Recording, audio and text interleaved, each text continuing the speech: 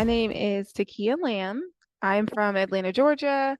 And one fun fact about me is that I like to eat my Lucky Charms by eating all of the brown cereal first, and then I separate all of the marshmallows into sections because I cannot eat them together.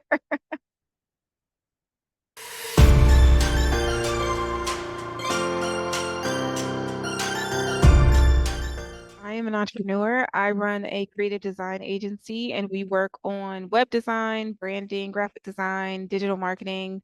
Um, so what motivates me to do what I do, even when I don't feel like it, is I believe that um, all cultures should have access to start businesses and create some level of financial freedom for themselves, even if it's not like millions and millions of dollars. I think that financial freedom is very important. And I also think that access to creative resources for people of color is also very important. So that is what keeps me going.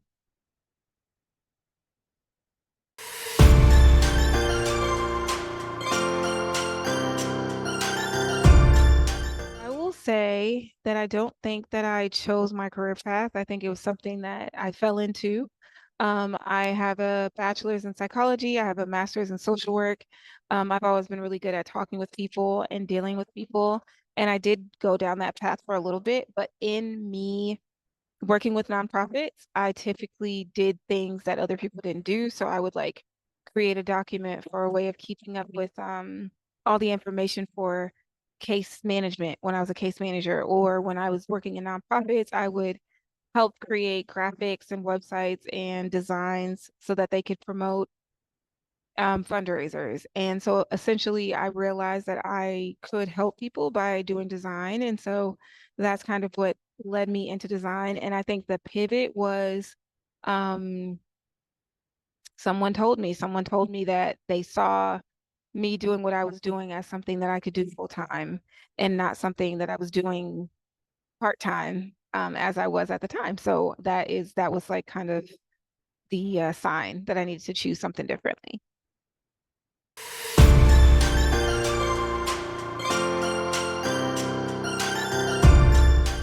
So if I wasn't in this current career, and I think this will be kind of my retirement career, my second career, I would be just doing photography. Photography has been something I've wanted to do forever, and it's something that I think I will leave this earth doing. So photography would be my second career, maybe traveling the world and taking pictures.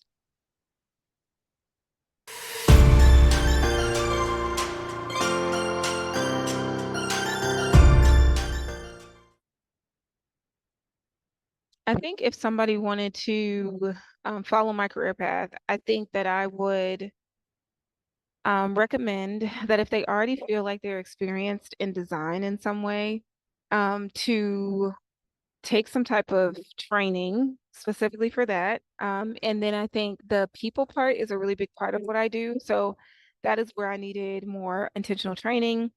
That's where I got my degree. I would still say do that. I think for a while it took me time to realize that the design piece connected to the people piece until doing this business. Understanding people is a part of creating design that works for people. Um, and then I think the last thing I will say is get really comfortable with failure. You're gonna fail. It's okay. All of the great people failed. And the quicker you get used to failure, the quicker you can get on your path to success.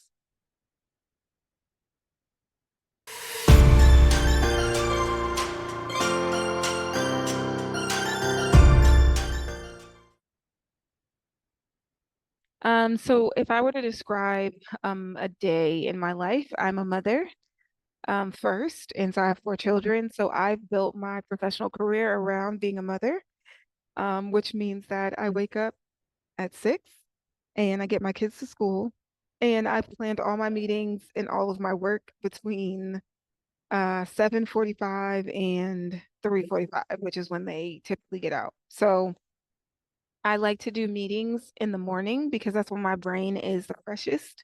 I like to do anything really big and heavy in the morning. I always break for lunch because I really need food and I love food. And I pretty much work through the day. So I have my laptop out no matter where I am. I use lists to make sure that I stay on top of the priorities for the day.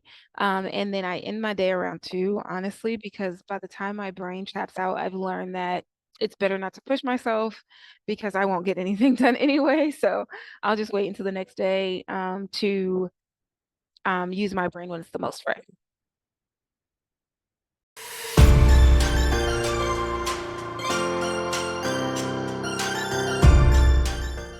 I think when people hear my name reference, I would really like for them to think um, warmth. I want them to think about someone who's welcoming, and friendly. I think that that is a really big part of the business. It's a really big part of friendship and life to feel like you have safe spaces. And so I think warmth and safety is what I want people to think of first when they think about me.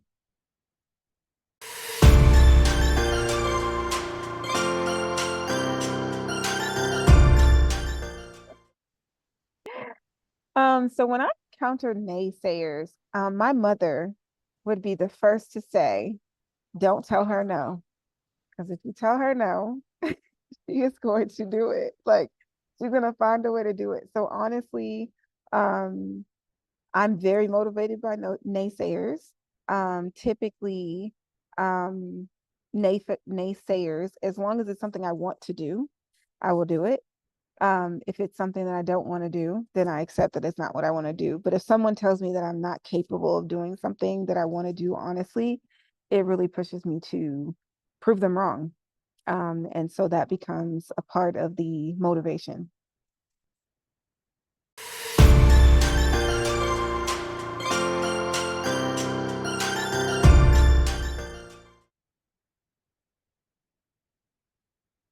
I think if I had to affirm me, um, it would be challenging. I'm going to be honest because I don't do that very much. But if I had to tell myself something that was encouraging to get through, it would be that you're going to be okay.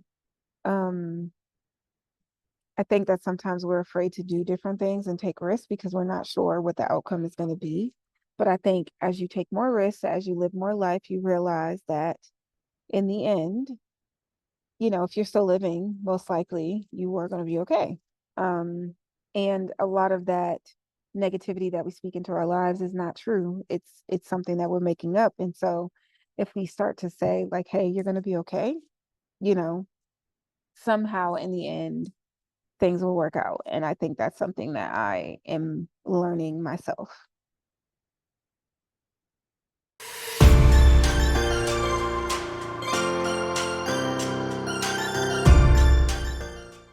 I think final thoughts would be that I think that it's really important to understand purpose from the perspective of what is your natural talent, what are people drawn to about you, um, and to do that. And I think you can do that in a way that's just service based. You could do that for your friends, you could do that in your relationships, but I think you can do that as a business.